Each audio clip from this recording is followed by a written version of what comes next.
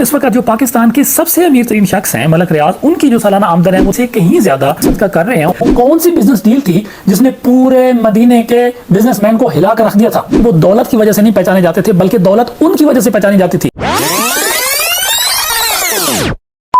اعوذ باللہ من الشیطان الرجیم، بسم اللہ الرحمن الرحیم، السلام علیکم ورحمۃ اللہ وبرکاتہ۔ میں محمد جعفر آپ سے مخاطب ہوں۔ کیا ریاست مدینہ صرف زکوٰۃ کے پیسے پہ چلتی تھی اور مسلمان حکمران کے کپڑوں پر لگے ہوئے پیوند کا یہ مطلب تھا کہ ریاست مدینہ ایک غریب ریاست تھی؟ آج کی اس ویڈیو میں یہ غلط فہمی دور کروں گا کہ اسلام پر عمل کرنے سے انسان پسماندگی اختیار کرتا ہے اور کامیابی، ترقی اور خوشحالی صرف اور صرف مغرب کے قائم کردہ معاشرے کے اندر ہے۔ ناظرین، اللہ تعالیٰ کی ذات کو اوپر والا ہاتھ پسند ہے، نیچے والا نہیں۔ اسی لیے اللہ تعالیٰ نے مسلمانوں کی تعلیم و تربیت کرنے کے لیے حضور اکرم صلی اللہ علیہ وآلہ وسلم کو خاص تعلیم فرمائی کہ وہ مسلمانوں کو معاش کے بارے میں کوئی رہنمائی فراہم کریں، اور حضور اکرم صلی اللہ علیہ وآلہ وسلم نے ایک پریکٹیکل ریاست بنا کے ہمیں یہ سمجھا دیا کہ ایک مسلمان ان تمام تعلیمات پر عمل کر کے کیسے خوشحال زندگی بسر کر سکتا ہے۔ لیکن افسوس کی یہ بات ہے کہ آج تمام مسلمان ہم کہیں نہ کہیں اس بات کو بھول کر مغرب کو یہ سارا کریڈٹ دیتے ہیں اور ہم خود کہیں نہ کہیں احساس کمتری کا شکار ہیں۔ ریاست مدینہ کسی معجزے کے ساتھ نہیں بلکہ اس کو بنانے کے لیے حضور اکرم صلی اللہ علیہ وآلہ وسلم کی تعلیمات اور لیڈرشپ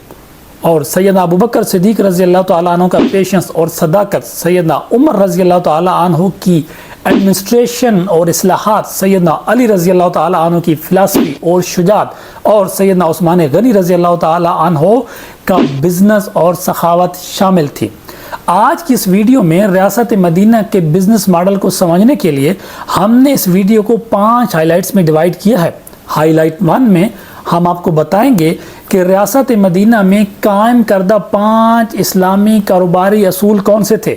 ہائی لائٹ نمبر 2 میں ہم آپ کو بتائیں گے کہ سیدنا عثمان غنی رضی اللہ تعالیٰ عنہ کا پیسے کے ساتھ رشتہ کیا تھا اور انہوں نے اتنا زیادہ پیسہ کمایا کیسے۔ اور ہائی لائٹ نمبر 3 میں ہم آپ کو بتائیں گے کہ سیدنا عثمان غنی رضی اللہ تعالیٰ عنہ کی زندگی سے ہمیں کاروبار کے وہ 5 کون سے راز ملتے ہیں جو خود انہوں نے ہمیں بتائے ہیں۔ اور اس کے بعد ہائی لائٹ نمبر 4 میں ہم آپ کو بتائیں گے کہ سیدنا عثمان غنی رضی اللہ تعالیٰ عنہ نے اپنی زندگی میں کون کون سے اوقاف وقف کیے تھے۔ اور ہائی لائٹ نمبر 5 میں ہم آپ کو بتائیں گے کہ سیدنا عثمان غنی رضی اللہ تعالیٰ عنہ کی نیٹ ورتھ کتنی تھی۔ سیدنا عثمان غنی رضی اللہ تعالیٰ عنہ کے بارے میں یہ تمام باتیں بیان کرنے کے بعد ویڈیو کے آخر میں آپ کو یہ بھی بتاؤں گا کہ سیدنا عثمان غنی رضی اللہ تعالیٰ عنہ نے وہ کون سی بزنس ڈیل کی تھی جس نے پورے مدینے کو ہلا کر رکھ دیا تھا۔ جی ہاں، آپ نے صحیح سنا کہ ایک ایسی بزنس ڈیل جس نے پورے مدینے کے بزنس مین کو ہلا کر رکھ دیا تھا، وہ میں آپ کو اس ویڈیو کے آخر میں بتاؤں گا۔ ویڈیو آخر تک دیکھیے گا۔ ہائی لائٹ نمبر 1، اسلام کے قائم کردہ 5 کاروباری اصول۔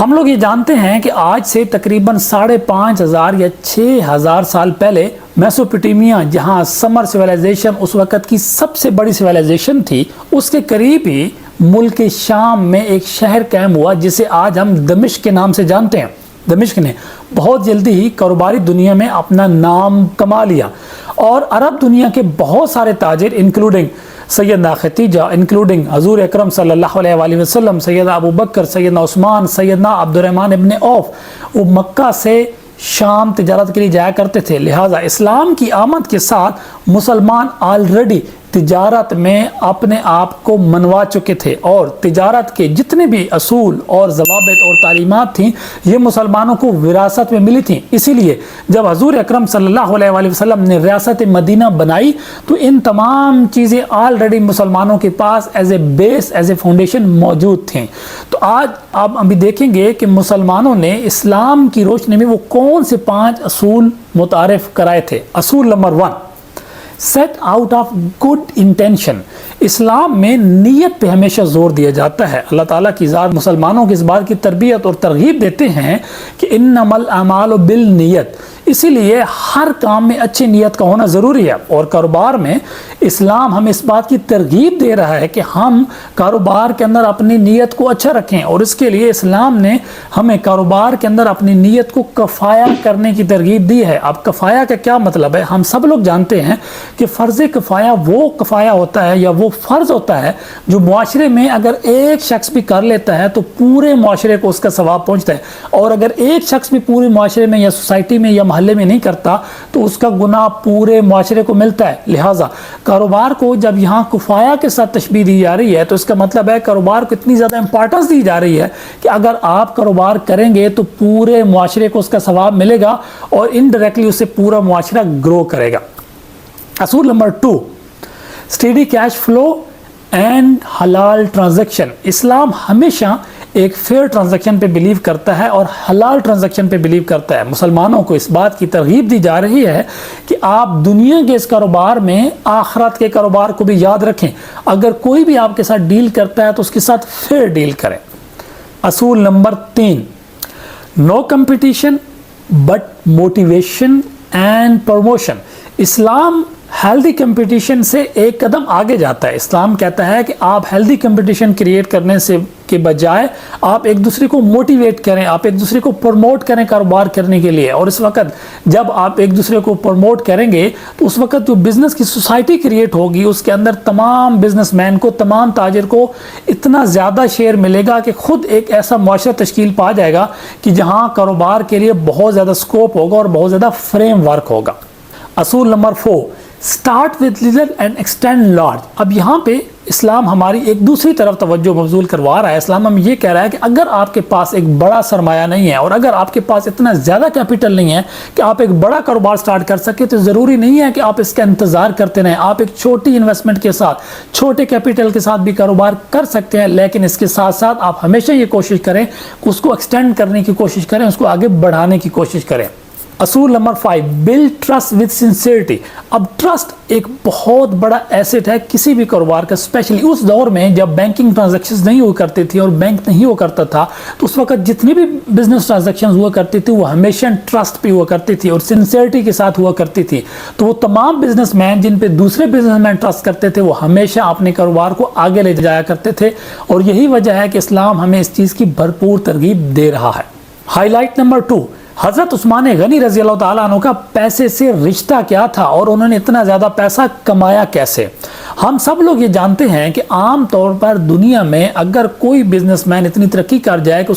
اس کے پاس بہت زیادہ پیسہ آ جائے تو عام طور پر اس کو حقارت کی نظروں سے دیکھا جاتا ہے، بلکہ ہماری سوسائٹی ڈبل سٹینڈرڈ رکھتے ہوئے اس کے بارے میں 2 اوپینین رکھتی ہے۔ آؤٹر ورلڈ میں اس کو یہ سمجھتے ہیں کہ یہ ایک بہت اچھا انسان ہے، اس کے پاس بہت زیادہ پیسہ ہے، اس کی بہت زیادہ عزت ہوتی ہے، بہت زیادہ رسپیکٹ ہوتی ہے، اس کی بہت زیادہ ویلیو ہوتی ہے، لیکن انر ورلڈ میں ہمیشہ یہ سمجھا جاتا ہے کہ شاید اس شخص نے جتنا بھی پیسہ کمایا ہوا ہے یہ حرام کا پیسہ کمایا ہوا ہے۔ لیکن اسلام اس کے کنٹراسٹ میں ہے۔ اسلام ہمیشہ ایک ایسے کاروبار میں جس کا پیسہ حلال کے طریقے سے کمایا جائے اس کو ہمیشہ اسلام اہمیت دیتا ہے، اور وہ تمام بزنس مین جو پیسہ حلال طریقے سے کماتے ہیں اسلام ان کو پروموٹ کرتا ہے۔ یہی وجہ ہے کہ حضرت سیدنا عثمان غنی رضی اللہ تعالیٰ عنہ نے جب پیسہ کمایا تو اسلام نے ان کو پروموٹ کیا اور پھر انہوں نے اسی پیسے کے ذریعے اسلام کی خدمت کی۔ اب سیدنا عثمان غنی رضی اللہ تعالیٰ عنہ کا پیسے کے ساتھ کیا رشتہ تھا؟ تو سب سے پہلے ایک چیز یاد رکھ لیں کہ سیدنا عثمان غنی رضی اللہ تعالیٰ عنہ پیسے کی وجہ سے نہیں پہچانے جاتے تھے، یعنی کہ وہ دولت کی وجہ سے نہیں پہچانے جاتے تھے، بلکہ دولت ان کی وجہ سے پہچانی جاتی تھی۔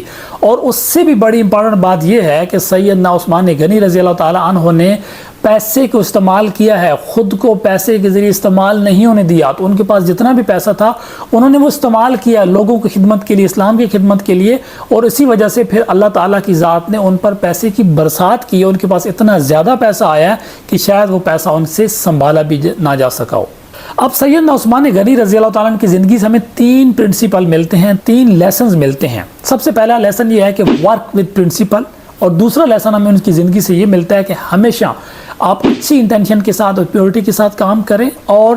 Late your action be services of others, یعنی کہ آپ کے جو ایکشن ہیں ان کو دوسروں لوگوں کی سروس میں، ان کی خدمت میں آپ ان کو استعمال کریں۔ اور اس کے علاوہ تیسرا سبق ہمیں ان کی زندگی سے یہ ملتا ہے کہ سیدنا عثمان غنی رضی اللہ عنہ ہمیشہ لیڈ کرتے تھے ڈیلیجنس کے ساتھ، lead with diligence. Highlight number 3، حضرت عثمان غنی رضی اللہ تعالی عنہ کے کاروباری زندگی کے 5 راز۔ سیدنا عثمان غنی رضی اللہ تعالیٰ عنہ سے ایک دفعہ پوچھا گیا کہ آپ اتنے بڑے کامیاب بزنس مین ہیں، تو آپ کی زندگی کے وہ کون سے ایسے راز ہیں جنہوں نے آپ کو ایک کامیاب ترین بزنس مین بنایا؟ تو سیدنا عثمان غنی رضی اللہ تعالی عنہ نے تاریخی طور پر یہ فرمایا تھا، اعالج و انمی ولا ازری ربحن ولا اشتری شیخن وجعل الرائس رائسین۔ عالج، میں معالجہ کرتا ہوں، میں اپنے کاروبار پر خود پہرا دیتا ہوں، میں اپنے کاروبار پر خود کھڑا ہو کے اپنے کاروبار کی دیکھ بھال خود کرتا ہوں۔ وانمی، میں اپنے کاروبار میں نیا کیپٹل لانے کے لیے، نئی انویسٹمنٹ کرنے کے لیے دن رات محنت کرتا ہوں، اپنے کاروبار کو ایکسٹینڈ کرنے کے لیے زیادہ سے زیادہ محنت کرتا ہوں۔ ولا ازری ربحن، میں چھوٹے منافع کو بھی ویلیو دیتا ہوں، میں چھوٹے منافع کو حقارت کی نظر سے نہیں دیکھتا تاکہ گاہک کو زیادہ سے زیادہ اٹریکٹ کیا جا سکے۔ ولا اشتری شیخن، میں ہمیشہ کاروبار میں جدت لاتا ہوں، میں ایسی چیز بناتا ہوں جو مارکیٹ میں آلریڈی ٹرینڈ میں نہیں ہوتی، بلکہ نیا ٹرینڈ انٹروڈیوس کرواتا ہوں، میں پرانی چیزیں نہیں بناتا بلکہ نئی چیزوں کا ٹرینڈ لے کے آتا ہوں۔ وجعل الراس راسین، میں سرمایہ کاری کئی چیزوں میں کرتا ہوں، میں صرف ایک بزنس میں یعنی کہ بزنس کی کسی ایک فیلڈ میں انویسٹمنٹ نہیں کرتا بلکہ بہت زیادہ چھوٹے چھوٹے کاروبار سٹارٹ کرتا ہوں تاکہ اگر کسی ایک کاروبار کو کسی نہ کسی وجہ سے نقصان ہو جائے تو میرا دوسرا کاروبار اس کو کور کر سکے۔ ہائی لائٹ نمبر 4، سیدنا عثمان غنی رضی اللہ تعالی عنہ کے وقف کردہ اوقاف کون سے تھے؟ اور اب میں آپ کو اس سوال کا جواب دیتا ہوں کہ وہ کون سی بزنس ڈیل تھی جس نے پورے مدینے کے بزنس مین کو ہلا کر رکھ دیا تھا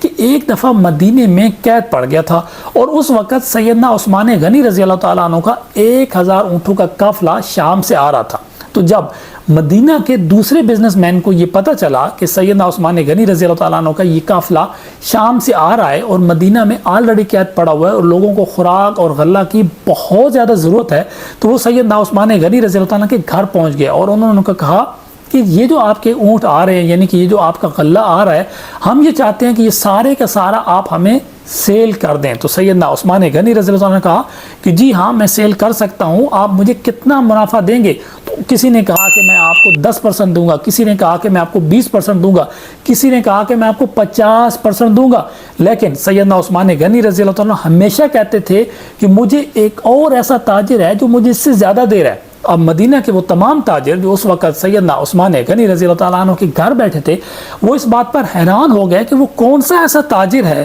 جو ہم سے بھی زیادہ اس کا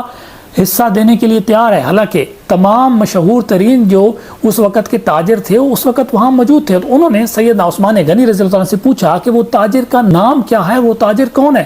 تو سیدنا عثمان غنی رضی اللہ عنہ نے فرمایا کہ وہ اللہ کی ذات ہے جو مجھے ایک کے بدلے میں 10 حصہ دینا چاہتی ہے، یعنی کہ 10 گنا دینا چاہتی ہے۔ تو اس وقت سیدنا عثمان غنی رضی اللہ عنہ نے یہ اعلان فرمایا کہ میں اپنے یہ تمام 1000 اونٹ مدینہ کے لوگوں میں فی سبیل اللہ تقسیم کرتا ہوں، اور یوں انہوں نے وہ پھر تقسیم کر دیے اور لوگوں کو اس کا بہت زیادہ فائدہ پہنچا۔ اس کے علاوہ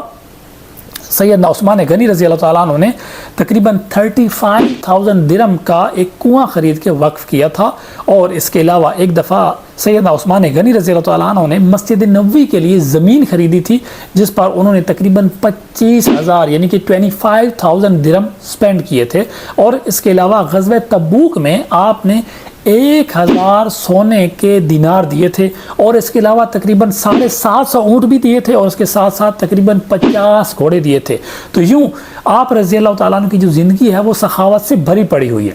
ہائی لائٹ نمبر 5، سیدنا عثمان غنی رضی اللہ تعالیٰ عنہ کی نیٹ ورتھ کتنی ہے؟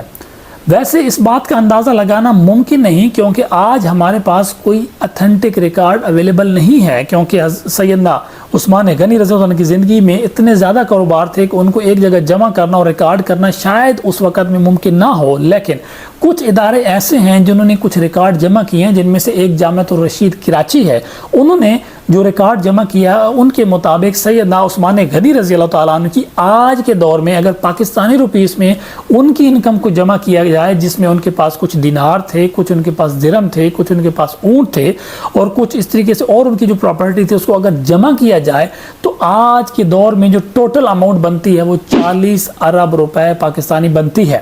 تو ویسے یہاں میں ایک چیز ایڈ کرتا چلوں کہ سیدنا عثمان غنی رضی اللہ تعالیٰ عنہ کا اس وقت مدینہ کے اندر ایک عدد ہوٹل موجود ہے اور وہاں ان کا ایک بینک اکاؤنٹ بھی ہے، جو ان کے ہوٹل سے سالانہ ان کو آمدن حاصل ہوتی ہے وہ تقریباً 13 ملین یو ایس ڈالر کے برابر ہے۔ اور اس وقت جو پاکستان کے سب سے امیر ترین شخص ہیں ملک ریاض، ان کی جو سالانہ آمدن ہے وہ تقریباً 10 ملین یو ایس ڈالر کے برابر ہے، اور اس طرح ہم یہ کہہ سکتے ہیں کہ ملک ریاض کی آمدن سے کہیں زیادہ سیدنا عثمان غنی صرف ایک ہوٹل کی کمائی سے وہ آج بھی صدقہ کر رہے ہیں، اور وہ اس آمدن کو اس کے بینک اکاؤنٹ پہ جمع کرواتے ہیں جہاں سے اس کو صدقہ کیا جاتا ہے۔ آج کی اس ویڈیو میں ہم نے ثابت کرنے کی کوشش کی کہ اسلامی ریاست نے جو اسلامک قانون ہمیں متعارف کروائے ہیں، اگر ہم ان پہ عمل کریں تو ہم بھی کامیاب ترین بزنس مین بن سکتے ہیں اور کامیاب ترین سوسائٹی بن سکتے ہیں۔ میں امید کرتا ہوں کہ یہ ویڈیو آپ کو پسند آئی ہوگی۔ آپ سے گزارش ہے کہ اس ویڈیو کو لائک کریں، دوستوں کے ساتھ شیئر کریں، اس چینل کو سبسکرائب کریں۔ اللہ حافظ۔